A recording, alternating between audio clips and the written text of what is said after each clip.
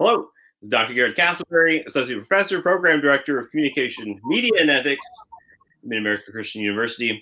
I'm here with one of our guest speakers, guest interviewees for creating social media presence and cultural movements.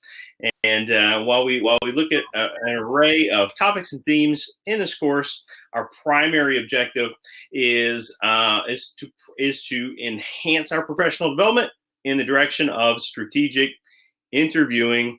And we have a primary book that we're working through with that, Interviewing for Journalists.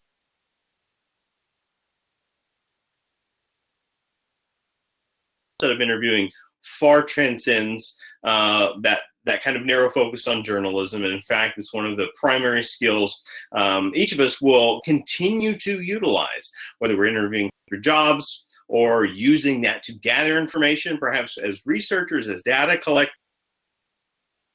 And so we recognize that high value that we place on the interviewing process. At the same time, one of the other values is understanding that our humanities focused degree, our communication and media studies degree, has what we call interdisciplinary dexterity. It reaches across in many ways, in many contexts and situations, and that's a secondary benefit of this guest speaker series is recognizing how we can take and extend these qualities in different contexts and different settings with different organizations.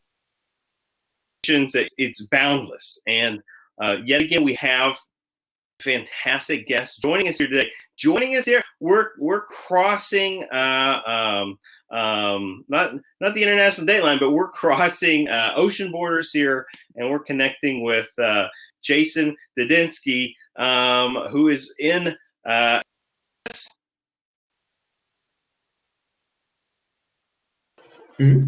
Jason, where are you Skyping from today? Yeah, so today we're Skyping in from Tartu, Estonia. So then usually the first question is, where the heck is Estonia? And for a good description, it is like the top right of Europe, if you're looking at just a map of Europe. So it's below the sea, down from Finland, and to the left of Russia. We're bad with directions. No, it's great. And so if you want, thank you for taking time. Fortunately, we're still you didn't have to get up in the middle of the night to do this. We're making it kind of work across channels, and we seem to have a pretty steady stream connected here. So we'll take advantage of that. Would you mind backing up in time a little bit? Fill us in. Tell us a little bit about yourself and how you got from point A to B or C, or wherever you count your current direction, and give us that orientation before we get to some student questions. Yeah, so, well, for me, the orientation's always a little bit tricky and all over the place. So I was originally born in Ohio, grew up in Maryland, but then during my last year of high school, I ended up moving to Oklahoma. Through there is how I met Garrett. I ended up at the University of Oklahoma, was on the speech team there. Then actually during my studies, during my bachelor's, I ended up doing study abroad. And I wanted to be a little bit hipster, go somewhere that was like, ooh, like a random location. And I ended up going to Estonia, and me and another girl were actually the first people from the University of Oklahoma to ever go there. So even though they had the program for like 10 years, no one wanted to go. So I was like, okay, we'll be the first. So I ended up doing a year of exchange there, coming back, graduating. Then I got offered a position in the master's program there. So to do that, again, they offered me free tuition, everything. So I was like, okay, we go in. Then I started working there as well. So I started at a company called Week Done, first in the sales. So 2 years go by, I finished my master's. Then I actually get offered a PhD position there. So we get into the PhD.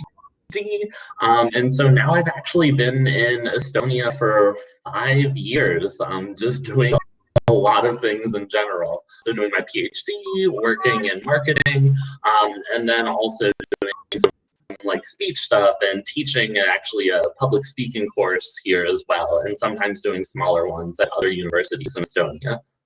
This is great, and you have this kind of growing number of experiences where you're able to kind of put your own professional skills in numerous directions.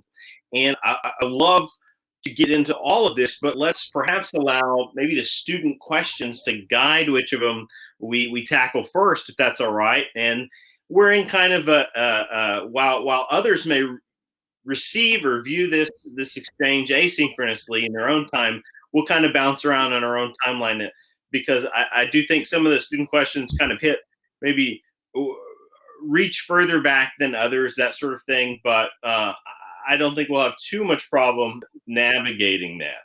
Let me queue up, and for the video session, you'll likely only viewers will just hit. I'm going to start with a question from Emily. Everyone that submitted did get at least a pair of questions in, so we may bounce between different questions at different times, that sort of thing. But let's hear from Emily first. Hi, my name is Drew, and I have 2 questions for you. The first one is, what culture experiences did you encounter while being in Estonia? Okay, so while we're talking about where Estonia is, what are some cultural or maybe even intercultural experiences that you've encountered there? Right, give us an understanding of similarities versus differences of what we're used to.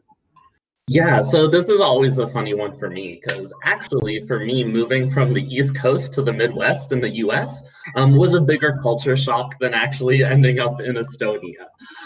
So for me, it's always funny when people are like, oh, was it like really like shocking when you got there? And actually, partly because of how Estonian culture is, it's very kind of laid back, keep to yourself, try not to bother other people.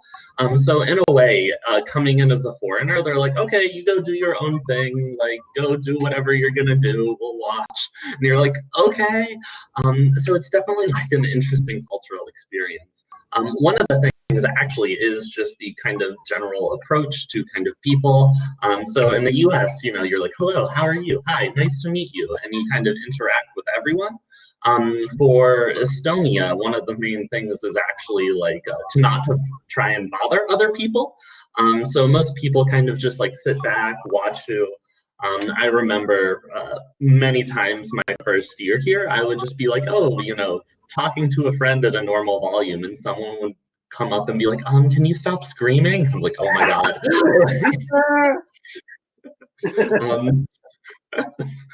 So a large part of it was adapting my volume.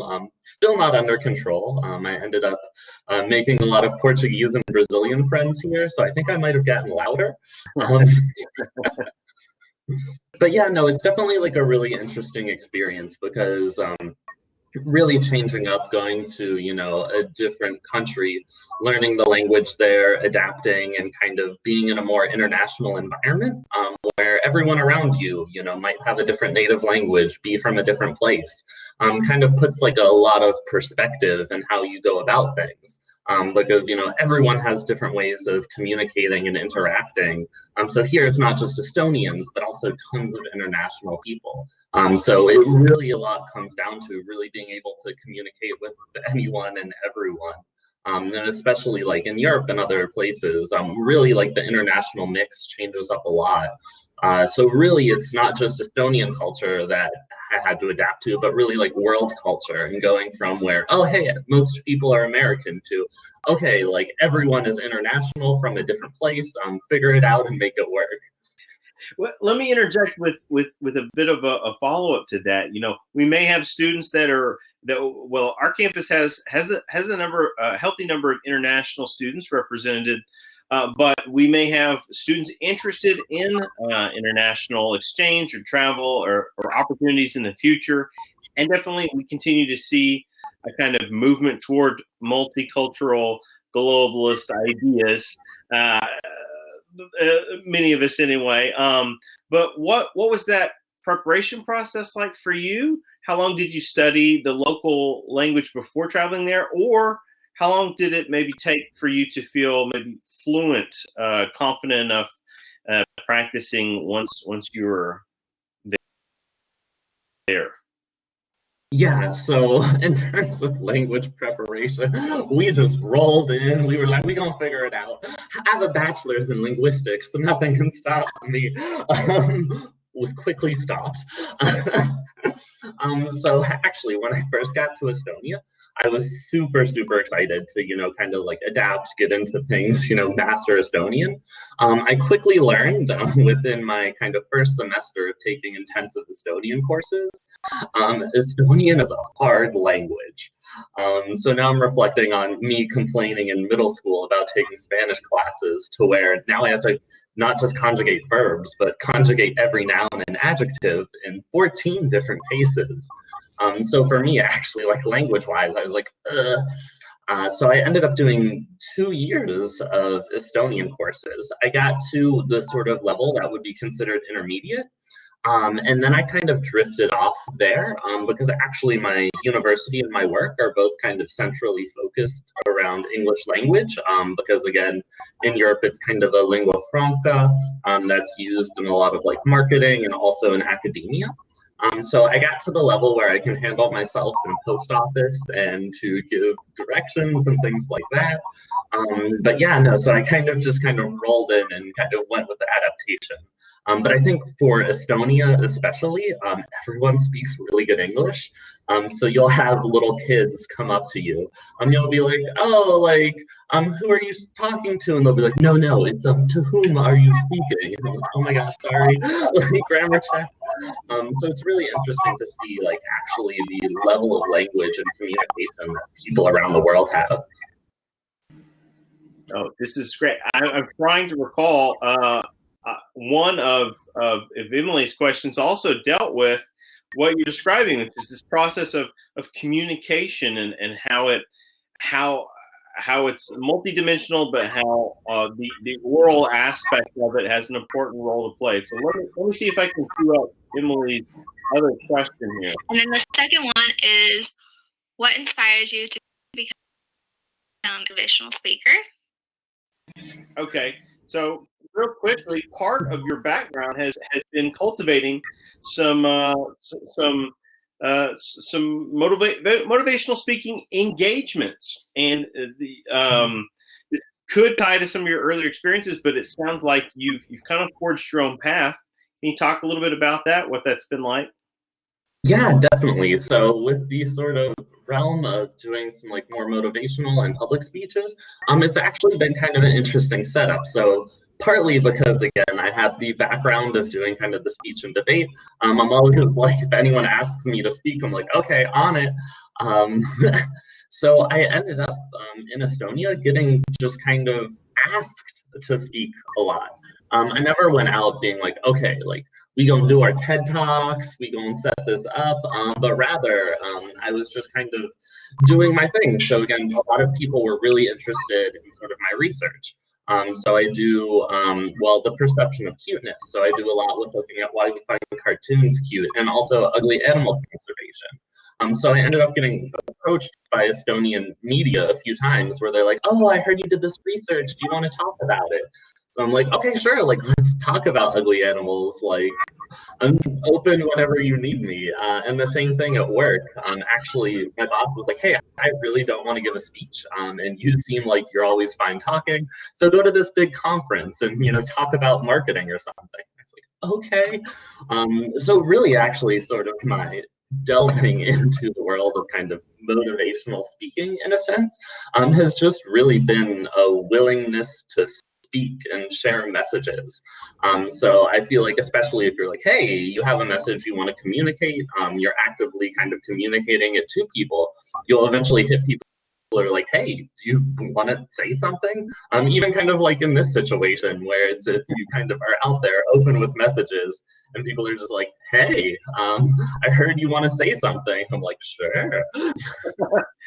This is what I'm hearing is, I mean, you're you're active in a way like active awareness. One of our educational outcomes in specific to our major is a shift from passive media consumption to an active mode of critical engagement with media, right? So learning how to turn the switch on, and in a different kind of way, you're describing turning that switch on, like being actively aware of opportunities to engage and taking advantage of those, rather than, the world's not going to come to our doorstep and just drag us out, and beg us again and again and again. We have to take advantage of these opportunities, the first time they come around, even if we're not at our best, right? From inexperience or what have you.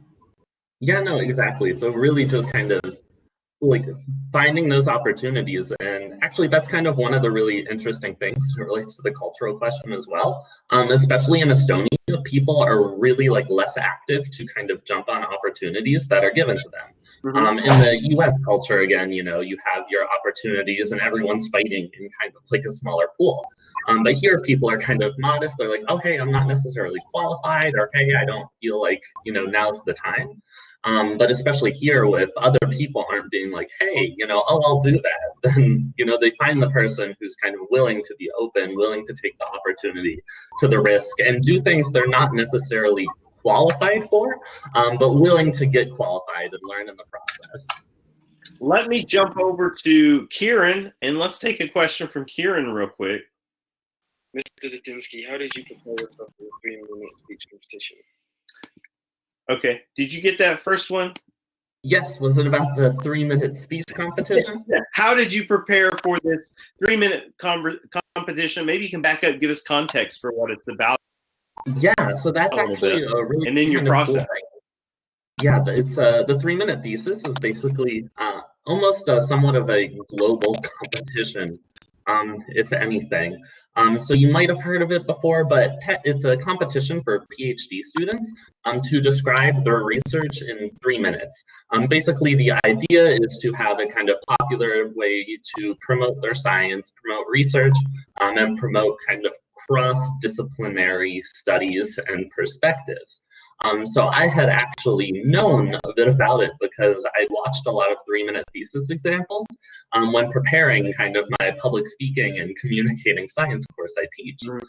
Then I actually found out that my university had it. Instantly, it's like, oh, 3-minute speech, let's go, let's do this.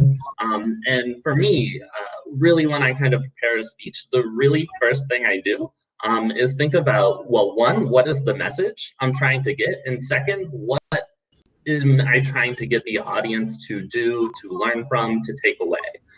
So really the kind of two most important parts, because basically, hey, what is the outcome for the audience? Do I want them to learn? Do I want them to be informed? Do I want to inspire them? Do I want them to make an action or a change? So already thinking about that will change how I prepare my speech. Then we have the message. So what kind of message do I want to deliver? It goes in the same way. Am I trying to tell them, hey, I want to do this animal conservation topic? So, okay, let's say I want to inspire and educate someone on what I did, which was the kind of ugly animals. So, okay, now I have these kind of two things. I want to inspire and educate an audience, and I want to inspire them on, ugly animal preservation. So then for me, it goes to thinking of now what modes of communication do I have to actually create that? Oftentimes when people think of presentation, they put hey, this is how you give a presentation. This is how you give a speech at the forefront. But actually, you really have to start with your message, because that determines what really is the best way. What types of stories do you want to tell? So one of the things I always do is storytelling techniques. So thinking of my message and my focus, I go in, I say, okay, hey, I can use, a monomyth, or I can use, a false start, which are different types of story techniques. And then I go, hey, now I can put this here. I want the message core to be here. And so I actually reverse engineer the speech. So rather than kind of starting from the, oh, hey, let's do an introduction, let's do a middle part, let's do a conclusion. I think about the message and the journey I want to take the audience on. and build it up from there. Test out different parts. And then after that, it's kind of working on it, practicing tons, and executing. Yeah, yeah, and you know, there's the technique that for those that of these students that have been through public speaking, you know, one of the techniques we stress is an extemporaneous style of speaking, and you're describing somewhat of that process of it's prepared, it's rehearsed, but it's often conversational in a way, in terms of like we're trying to deliver with engagement, right? With with a kind of focused intent, like on the audience, so that they feel like they're a part of that process. And I mean, you know, while in some instances, especially a low timed speech like that, it might be closer to memorized fully, you know, manuscript style. You had a lot of experience with an extemporaneous type of speech. You were quite competitive in the impromptu arena of public speaking. Yeah. You mentioned that you had tied in your a lot of your ongoing research into that speech about ugly animals, right, or cuteness in animals. This kind of presentation. And if I'm not mistaken, Kieran, you're with us right now. Was one of your other questions relating to inquiring about his PhD area of study? Do you want to? Yeah, my question was, can you guys hear me, by the way? Yes. Yeah, okay, yeah. So my next question was, what is your favorite part about teaching the science of communication and why? Yeah. So actually, it's really cool, the course I kind of co-teach. So it's actually called Communicating Science. There's two parts to it, and it's for the PhD students at the University of Tartu. So the first part is academic writing. For a lot of students, really writing, especially at the PhD level, is terrifying. So part of that is, hey, how do you write? How do you approach writing? How can you make it less scary? And how can you still have your voice even when doing an academic paper? And then my part is communicating science. So basically saying, hey, yes, you are doing these academic things, but what happens if you go to a conference? How do you tell your mother what you study without being, you know, like too super detailed and be able to be understandable? So for me, a lot of times students really, really get lost in the world of academia, where they're so focused on their specific topic. They're only interacting with other researchers, that their research topic just kind of dissolves into this ivory tower and is incredibly abstract. So for me, really, the kind of best part is actually being like, hey, let's think of your ideas. Let's, well, first ask you, why do you study what you do? What is it useful for? Like, how would you just express this to your friend if you wanted to tell them what they're studying without saying, oh, it's too complicated, you'll never know? So really, how do you take it from that sort of world of, oh, hey, I'm in this really detailed place, to bringing it to the front, in front of people, to be understandable and to express yourself? So for me, one of the kind of coolest parts is people who've had this topic that they go, oh, no one will understand, like, oh no, don't worry, I study physics, you won't understand. And helping them find a way to actually express their research and better communicate it to a public. Because that's kind of one of the issues, you know, like academia and science faces as a whole. How do we actually communicate this information in a way that withholds its scientific integrity, but also is understandable and can be engageable with the public? So definitely seeing students be able to go from, oh, hey, I can't talk about this to anyone, to, oh, hey, you know, let me like explain what I'm doing and what my research is actually like kind of one of the best parts and is really the core focus of the course itself. This is a fantastic response. And if you don't mind, I want to kind of paint a through line of meaning for our students here and why that matters. What I'm hearing Jason describe is a kind of reverse engineering, because while we have an undergraduate student body in this class, one of the things you would find if you continued on in higher education, for example, into, you know, a master's or a PhD program, is the higher up you keep kind of pursuing education, that you get narrower in focus, right? It's kind of like a pyramid, and at the top of that pyramid is where you sort of achieve mastery, an apex, a specialty area. But what we find in higher education often is people can become hyper specialized. And on one hand, that's a good thing. That's how we get to a place where someone really knows their stuff, where they are the ultimate consultant on an issue or a matter or a topic or what have you.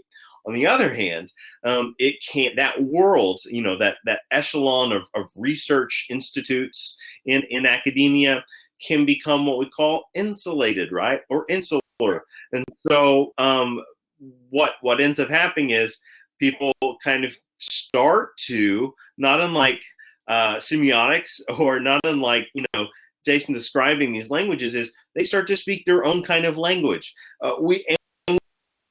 We've heard before, because our most recent previous speaker before spring break was an academic, and she used that term academese, right? Which is a shorthand to describe the way academics can start to wall off and kind of talk about the world in their own unique terms in a way that becomes isolating from the general public.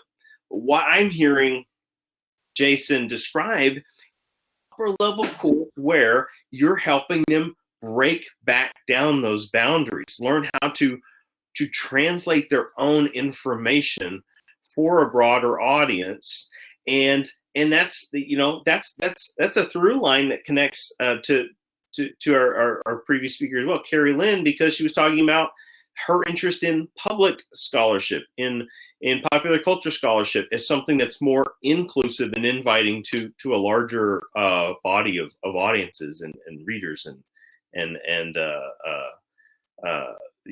engaged people. Yeah, no, exactly. And well, again, part of the balance is really being super specialized is really great, because that's where the research comes out of. But still being able to communicate that, being able to switch your mode, being able to do that sort of code switching of your communication is super important, because again, if you kind of keep all that information to yourself, you're not allowing that kind of research to get to the public to, even just communicate with other researchers. Because when you really hit that specialized area, even people in your own department, even your colleagues might not even understand what you're researching or what you're doing. So even just at the professional level, you still have to be able to communicate that, even at an academic conference. So there's all these kind of barriers, either from personal, from the academic, or from the public. And being able to kind of get over and navigate those is super important. Let's jump over to a question from Kelsey. Hi, my name is Kelsey Smith, and I have a few questions for you. Can you describe the value of studying semiotics at this time? Yes, semiotics.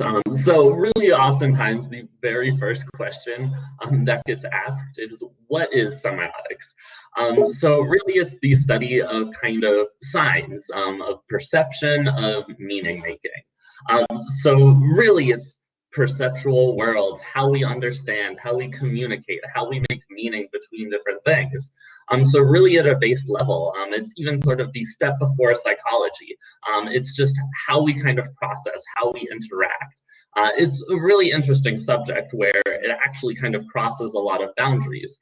So even before medicine was developed, the Greek word for sign in semiotics was actually sort of the study of oh my gosh, when you have symptoms of symptoms. So symptoms comes from the word sign, which was semiotics. So already, even before medicine was developed, semiotics as a field sort of existed because you were studying signs. Nowadays, it's actually taken on kind of an interesting spin, where it's a lot about media communication, multimodalities of media, like transculturalism, but also it still retains a lot of the interesting biology side as well. So looking at zoosemiotics, which is the study of animal communication. So that's actually where sort of my kind of research topic lies, where I look at how humans perceive animals, either in sort of the cartoon world or also in the physical world. So a lot of it actually relates to kind of that underlying of perception. And one of the things that semiotics teaches you to do is actually focus both on the perceiver as well as the object. So it focuses on that whole line of communication, where oftentimes, oh, hey, in things like psychology, you might just be focusing on one element. But semiotics says, okay, let's look at this whole process. Let's see how something goes from just its existence, how it gets perceived, how the perceiver interacts with it, how that kind of cross communication happens as well. So for example, if we interact with another person, how me trying to transmit a signal creates, a perceptual moment, creates an understanding, and how that's processed. So semiotics is really kind of a way of thinking and a different way of approaching kind of objects and understandings in the environment. So it's really cool. Again, as I kind of mentioned, it goes over that whole spectrum. So by thinking of semiotics, it actually gives me a different way of thinking about phenomena, where I go, okay, hey, what's the whole process that's going on? What are the combination of elements as well as the singularized elements that lead to the perception of meaning? So it's one of those things that has tons of applications, like in marketing, in my case, marketing and animal conservation, media communication. It can really be quite expansive. No, this is excellent. And you mentioned marketing, and I know a couple of our students were very intrigued about what direction your work takes in that way. Let's hear the second part of Kelsey's question and see where she wants to kind of steer this. Then, how did you get involved in marketing? All right, so what led to your current position, and tell us a little bit more about that website and that area you assist with. Yeah, so interesting kind of how I actually got into marketing. So originally, again, I did my bachelor's in linguistics. So I imagined, hey, I'd probably end up doing either like copywriting or SEO or something like that. Originally, when I started doing my master's in Estonia, partly the US government did not consider me in school. So I had to begin paying back my student loans. So right away, I was kind of job searching and hunting. I ended up getting a kind of mixed sales and marketing position at a company called Weekdone, which is actually where I work now. So Weekdone is basically a sort of goal management app for businesses and organizations to kind of work together to achieve goals, as well as kind of report on their week. So actually it's really decent for remote working and remote companies now. So we're doing some of that Corona-preneuring at the moment where, like my work day is like work from home, how to work from home. Like let's optimize this article. Okay, let's make an ad. But yeah, so I started there. And actually I ended up having originally kind of doing a mixed sales and marketing position where I helped the marketing team actually come up with sort of better storylines for their content and doing product management. So a bit of the challenge was the marketing team. They were creating content, but didn't necessarily have sort of that message that they wanted to communicate. They didn't have sort of an underlying story or brand behind what they were doing. So that's kind of where, oh, hey, they'd come to me anytime that they had to write an article or do anything like that, or hey, we want to update the product. How can we better message to people? So how can we communicate these different messages? So actually over the time where I was working there, I sort of slowly rose to power, where actually the old marketing manager ended up becoming my employee. So I was like, oh no, I asserted the power. But partly with that, what I do a lot in my job, well, I do kind of some of those linguistic elements. So the SEO optimization, so looking at blog articles and finding out, how you can optimize them for search engines. But even with that, a large part of it actually comes down to messaging. So understanding brand, understanding content, and really going in message first. So even in the world of kind of search engine optimization, like PPC, all those fancy marketing terms, really one of the kind of core underlying elements is actually producing good content, having clear messages, and knowing how to communicate to an audience. Because, as Google gets more powerful and powerful, it can read through your, like marketing BS. So in the world of marketing right now, actually having clear messages, being able to understand how to communicate, who the audience is, how they perceive your message, and how to deliver a message is actually the kind of core of marketing right now, especially as the systems get more and more complex. So those traditional marketing techniques of like, oh, hey, I'll just do this, or, oh, hey, I'll make all these kind of like sketchy sites and like put all the keywords in, white so they can't see them. Those aren't working anymore. So now it's actually more important to be able to communicate messages, not just know the kind of, oh, I can do the statistics, or, oh, I know the steps to follow through. But now in marketing, really knowing the message, how to communicate to an audience, and being able to build kind of a dialogue through whatever content you're creating is kind of what I'm doing now. Oh, this is fantastic. And we have a kind of sister major. It's technically in the business school, at least right now, but we have a lot of crossover with them, and it's our we have a digital marketing major, but also we're developing our data analytics major.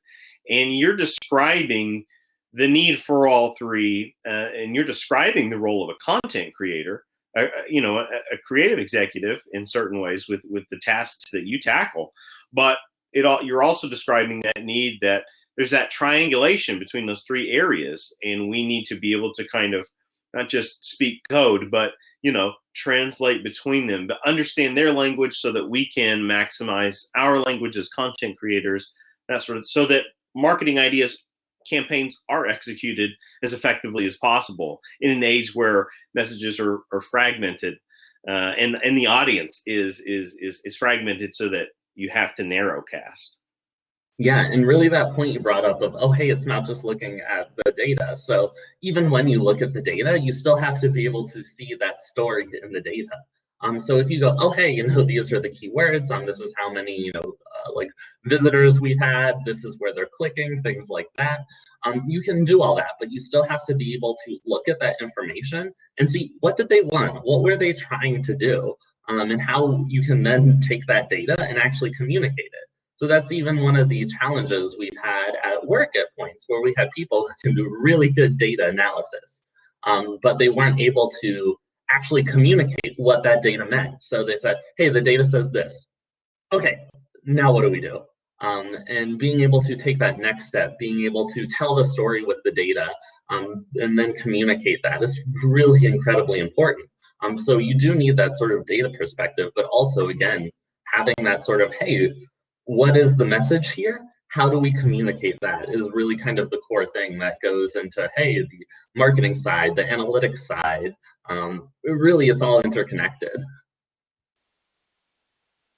Let's, as we're getting into this, I believe there's some other additional questions about marketing, about this expertise area, but also about kind of semiotics, and I think we're starting through your responses to understand how these two link together. But let's jump back to some student inquiries, and hopefully they can kind of push us even further down that trajectory. And I've got a question here from Lane. How has working overseas been a challenge for you in the work environment? All right, so challenges you face, kind of working in a different country and setting.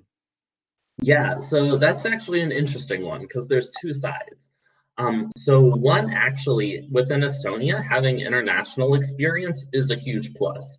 So me being a native English speaker, coming from a foreign country, actually gives me a huge advantage in some ways, since a lot of actually companies in Estonia are targeting the US, with their softwares and with their apps. So partly I kind of came in with a slight advantage. But the challenge is then actually kind of communicating. So a lot of times your product team here will be entirely Estonian. and they have their own very unique ways of communicating. So earlier I mentioned the kind of idea of sort of not wanting to be a problem, to just kind of like be passive. So oftentimes we have a lot of that kind of passive aggressive communication where someone didn't update someone, no one said anything. I know we have one guy on our team, he's one of the developers. I will tell him information. I'll be like, hey, can you do this? He will do it, but he will not tell me he did it. And because it usually ends up with development tasks, I'll have no idea if it was ever done or not. So one of the huge, actually even working issues is the idea of sort of communication as a whole. That's where actually sort of one of the nice things is I work on, the app itself is focused on goal communication as well as also what you're working on. So especially in those sort of channels where like no one's giving me feedback, I could at least look in the app and be like, okay, they did this, we good, like, okay, things are moving forward. So that's actually kind of been one of the sort of challenges as well. And especially when you're working in a very kind of environment. So for example, on our team, we have a fair bit of Estonians, but we also have other Americans. At points, we have had people from Hong Kong who worked for us. And sometimes we actually hire people kind of remotely in different places around the world. So we've had kind of lots of interactions, and still being able to kind of communicate effectively what you need is really kind of the challenge itself, is like communicating your ideas and being like, I need this, like, how can we get there? And trying to get your vision executed by other people. So really, again, you know, a traditional communication problem, how you have, you know, your thoughts, your ideas, and how you get someone to understand them. It's true, and you know, we're experiencing this in a kind of tidal wave form right now, like as in right here, right now, but also everywhere. We're dealing with what essentially, you know, by the World Health Organization classified as a pandemic situation, and this has forced in incredible ways a mass migration inward, you know, and so suddenly people are scrambling to figure out how to work from home and how to essentially pick up a whole new language set. That is, to be able to have constantly connect in online spaces with what was previously physical peers, right? Peers within close proximity spatially, people that you can go next door, or go down the hall, or down a floor, or whatever, and gain information and have clarity.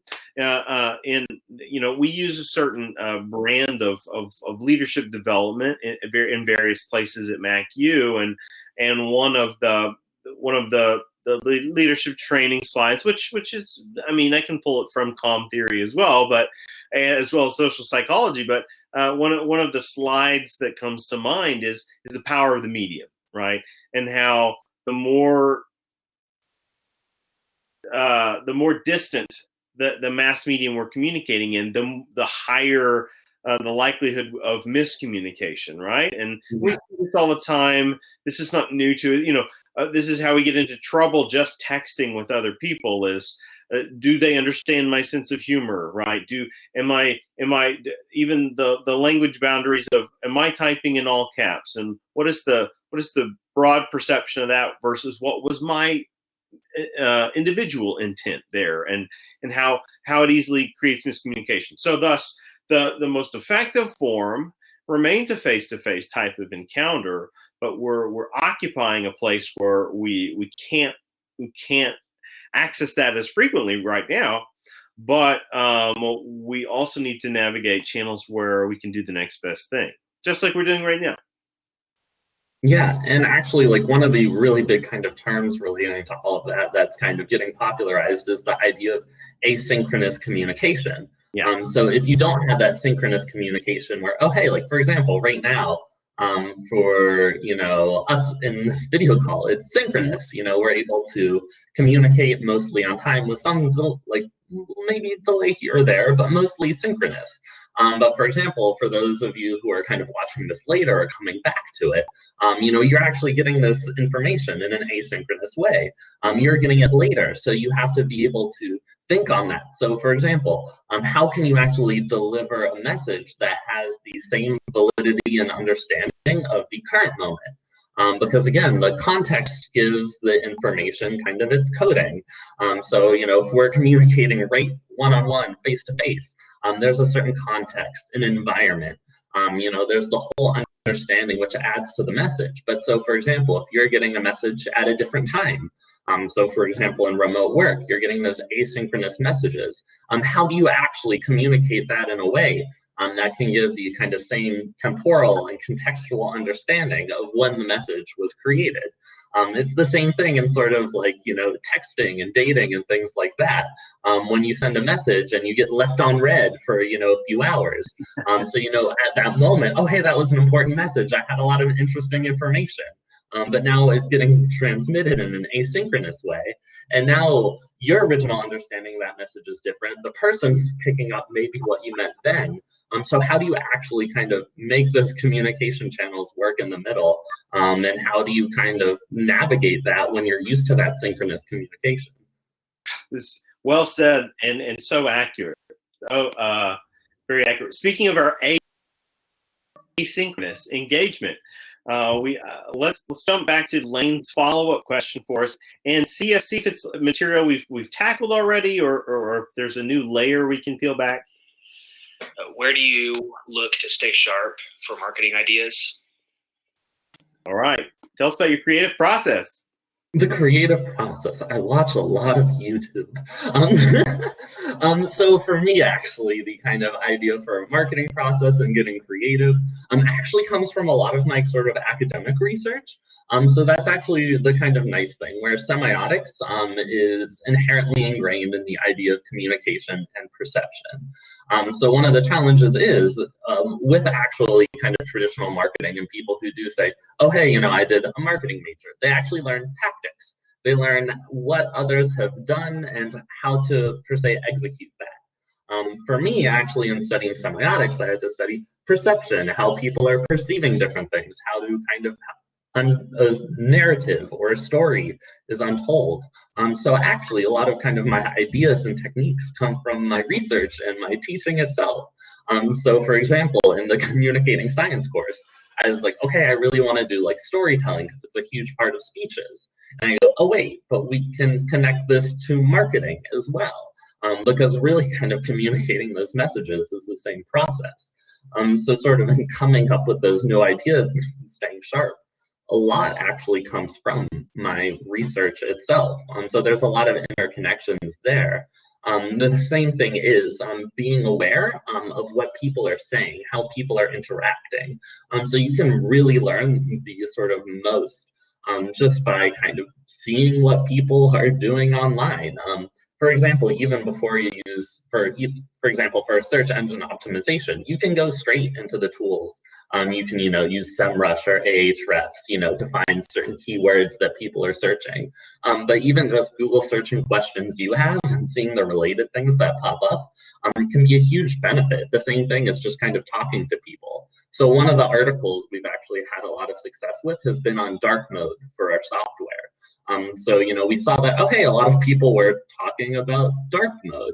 Let's write an article on that. And being able to do that and kind of then utilize those kind of skills and tactics you learned at the second step can really come full picture. And that's actually really great for marketing.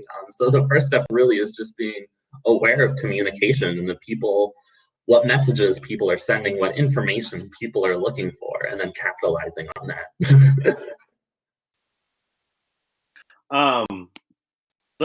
Let me jump back. I want to make sure that we fit everyone in as we're certainly like filling our time nicely. And again, I can't thank you enough for taking time out of the schedule.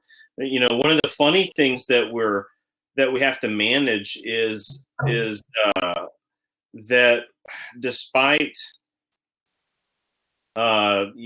despite our sudden freedoms we've gained, through these asynchronous opportunities, it can actually pose its own challenges, right? It can create new obstacles in the way of now I have to learn how to manage my time differently, or what about those X factors that exist outside the workplace, and how do I navigate those channels, those people, those hindrances even, and still accomplish the tasks that I need. Let's hear from Rachel. Hello, Jason. Rachel here from the course Creating Social Media Presence and Cultural Movements. I hope you're doing well in this time. I have two questions I want to ask you. The first being, how has having a background in speech and debate impacted your career as the head of marketing?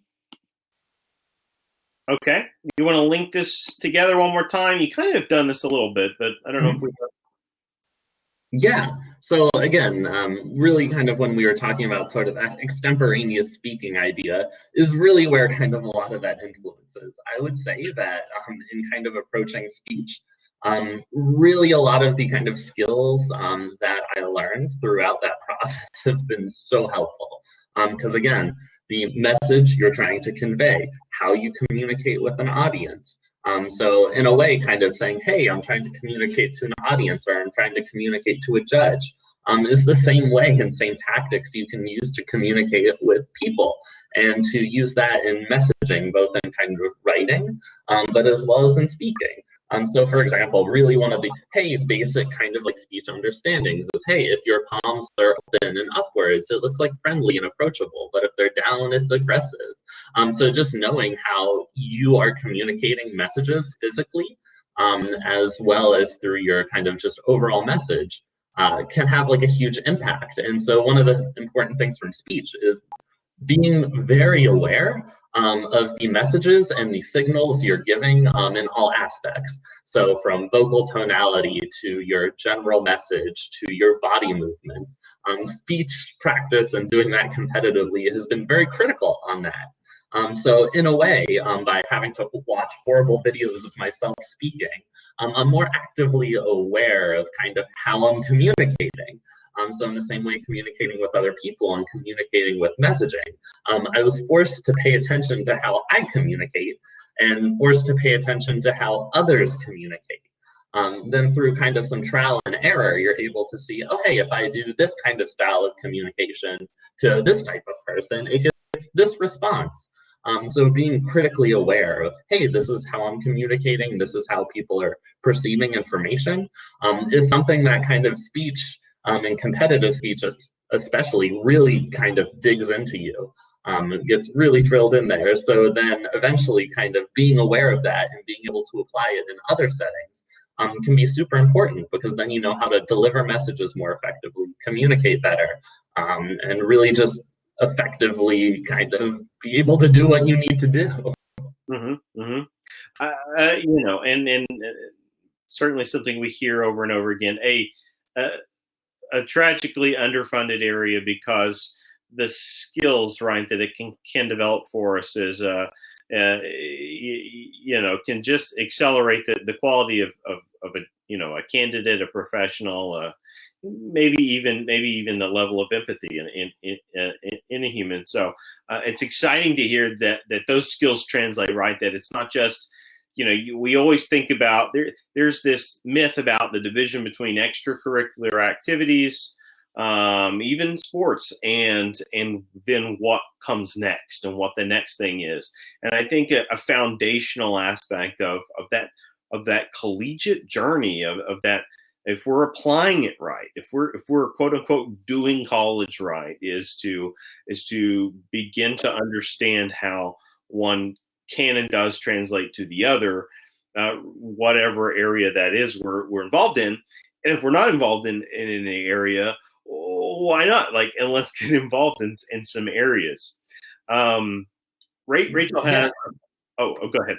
Yeah, no, I actually had kind of an interesting comment on that as well. And that's something I really see actually within the communicating science course I teach.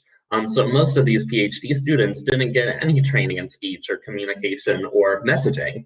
And now they're at their PhD, where for their career and for their research, they now are required to communicate. They're required to go to conferences. They're required to be on news shows, host meetings, answer panel questions, and they had zero of the experience.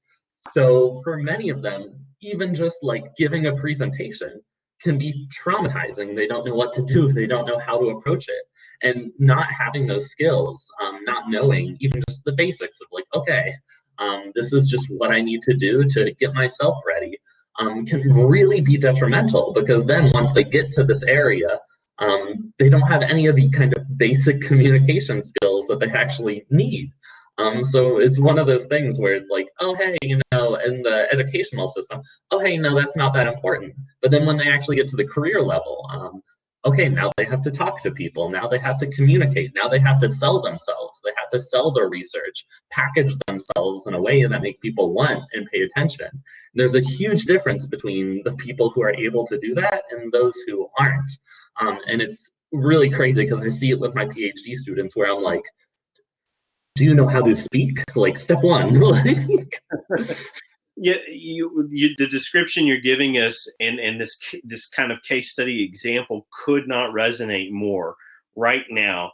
We're at a point in time, not only are we all trying to adjust to new schedules and new routines for at least the immediate present future, but we're obviously, I mean, and I'm not trying to account for everyone, but we're being inundated with mediated messages, mass mediated messages, and this is an opportune time to recognize the value of good communication, of great communication, because we're seeing a lot of, here are many scientists and doctors and physicians and elite trained professionals that have important information they need to share. They need to articulate it. And a huge, you know, uh, uh, uh, you know, you know, threshold that must be crossed is getting that intense, sometimes highly technical information translated for mass consumption, for the average person to understand. And it leads to a couple of things. One, are the professionals at the level of, that represent and kind of break down these press releases in public, are they doing an effective job? And two, if they're not the ones sharing the information, we can immediately assess risk, because I think we do have a great many spokespeople and vocal people out there, right? I don't want to name any particular people in places of power, but there are a lot of people in places of power that share vocally. And if they don't have accurate understanding of information, or perhaps don't subscribe to the kinds of takeaways of critical information in a time of heightened, alert, then miscommunication isn't just a matter of, oh, I don't understand you, you don't understand me, or we disagree. It's what are the effects? What are the mediated effects of that? How does it lead to just disparaging physical practices, right? So I just don't agree with your information. So, and you didn't do a good job telling me what it is. So I'm going to go ahead and go, hang out at Walmart all day long during, pandemic or whatever. Get your toilet paper. Yeah, exactly. Got the gun rack filled, and now I'm going off to the, TP hunting. Let me jump back to Rachel before I get us too far into the weeds. This is such a fantastic week to have you with us, Jason. It's really connecting, kind of resonating, and hopefully it will connect and resonate with the students as well. And the second, can you describe the biggest setback you've experienced in your career and how you overcame that challenge? Thank you. All right. Setbacks, challenges? Yeah, so always a tricky question because there's so many levels and layers to how you have setbacks. For me, actually, really the kind of challenge was especially in my current position, I'm still trying to kind of figure it out, is actually neuroatypical communication. So I ended up, again, getting ahead of a team where people have a variety of actually different sort of, like mental levels. So a lot of my actual team I work with are neuroatypical. So one of the challenges is that each of them has a very different style of how communication and messages get delivered to them. So coming from a management perspective, when everyone's a similar mindset as you, oh, it's easy, like, hey, let's go, like, let's go do this. You get it? Okay, cool. You don't have to explain yourself. You don't really have to kind of think of the different levels. So one of the huge challenges I actually had this kind of past year was actually being able to communicate with my team, being able to be like, hey, I want you to execute this in this way. So again, it really goes back to being able to kind of deliver that sort of message in a clear, effective way, as well as being able to kind of express to them what's kind of expected of them, especially if some of the subtle messages aren't getting across. So my first kind of messages is people weren't understanding my like subtext. They weren't realized when I was like, oh, this isn't good enough. They were like, oh, okay, Jason thinks it's fine. Like, continue on. Like, no, stop. So actually, that's been like kind of my huge challenge is being able to, hey, how do I really deliver a message that's clear and understandable to anyone, no matter their kind of perspective, their neural state. So that's actually been one of my huge challenges that I'm still working on figuring out myself as well. Oh, this is great. Jason, we've gone through at least questions from everyone. I know they've either written others or perhaps tagged a couple at the very end, but I don't want to delay your inability to kind of get back on task, back to other projects or whatever. Was there a question either that stood out? Do you have any kind of final or parting thoughts for us that we could entertain before we close the session here? Yeah, I think in terms of kind of final thoughts and really kind of rounding up, I guess, what I have to talk about is really, I talked about it in sort of the 3-minute preparation as well as my course, is kind of that message first mentality and thinking about the whole process of how a message is received, delivered, interpreted. Going back to that semiotics, the idea of the sign, what's the context? So it's good enough to think of, hey, this is what I have to say, but you also need to be, hey, how will other people understand this? What is the context? How are all of these different elements, such as the context, the time, the perceiver, the perceivee, how are all of these interrelated and interact when you have to deliver either a message? It doesn't matter if it's marketing, just putting a photo on Instagram or whatever else. That really is kind of like a complex chain of interaction. And don't think about it at the point of where, oh my God, everything's too complex. I'll never understand anything. Everything's interrelated. But really just to even think of, hey, there's more layers to this than just the sign. There's, the sign vehicle. So that's, how it's delivered. There's the perceiver. The perceiver then has their own information and background in which they interpret and understand information. So really just kind of anytime you do communication, whether it's on social media, anything, in-person communication, well, probably not as much now, but video chat communication, really there's like a lot of layers to think about. So for example, even in just kind of the world of doing a video chat, hey, people will perceive me better if I look at the camera. Yes, it is tempting to look at the image of myself the entire time, but just knowing that people will be able to understand the messages I have to give if I'm trying to communicate with them is really already thinking in the right direction. So when you kind of deliver information, think about how you're perceived, how others will perceive it, and really just kind of the full picture. This is fantastic. I'm so glad we've connected today. Here's just want to throw a question at you, not to catch you off guard. What do you have a favorite semiotician or a book that you like to revisit from time to time? Was there one that stands out in the mind's eye that was influential for you?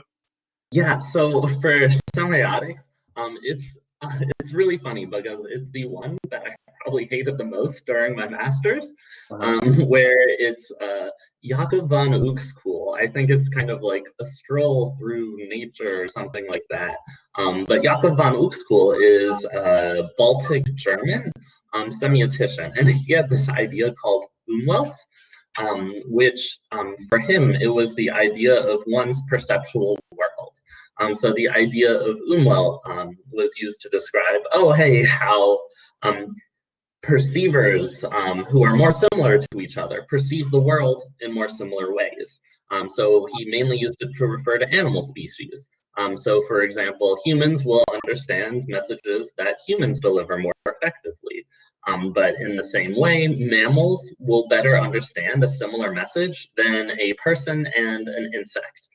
So basically the idea that the kind of more you have in common, the easier it is to transmit messages, and the perceptual features and functions you have will help aid in create your kind of perceptual world. So while I use that to kind of do more of how humans perceive animals, a lot of that and the kind of thought behind it is, hey, what similarities do I have with the kind of audience I'm trying to communicate with? Is there gaps, or how can we actually fill those gaps? And it's the same thing with animal communication, which I do a lot on. So, hey, we have these perceptual features. This is how we perceive the world. We can say that the animal has these features. We don't know how they perceive it, but we can at least kind of say, okay, hey, there's these similarities, there's these differences. How can we kind of cross them to meet in the middle and communicate a message? So definitely Jacob van Uexküll and the idea of Umwelt, I think is super interesting because it really gets at the idea of, hey, everyone perceives the world differently, but there still are similarities. And how can we actually use those similarities and those differences to learn and communicate better? Yeah, this is excellent.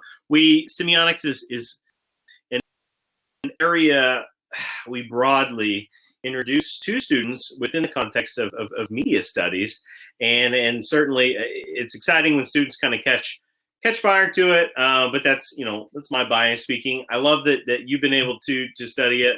One of the switch up books we're considering for future course, for at least a future course or two, would be Marcel Danisi's I use Understanding Media Semiotics.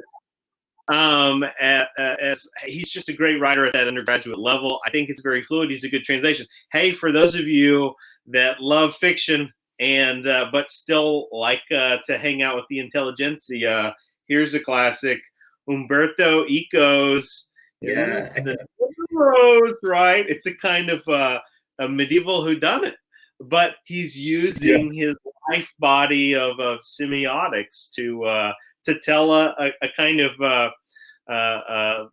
well, not Victorian, but a kind of clockwork thriller there, murder mystery sort of deal, right? The King's Court and all of that, or I guess more of a sort of a kind of monastery setting. All right. Jason, thanks so much for joining us. Thanks so much for taking time to talk to us about what you've been a part of, where you're at, your own journey. This has been exciting, and wish you best of luck as you continue to pursue both your PhD while navigating multifaceted channels of communication. Yes, thank you. And well, thank you for having me. It was super fun. Absolutely. And of course, we'll have this archived for future uses, that sort of thing, and look forward to that. I'll be in touch with the class as we continue, but we're definitely in the winding down phase of our guest speaker series in creating social media presence and cultural movements. And we'll look forward to finding the connective tissue between what Jason has shared with us and what others have to say. So thanks again for joining us, and we'll look forward to communicating and hearing about your successes in the future. Take care. Bye.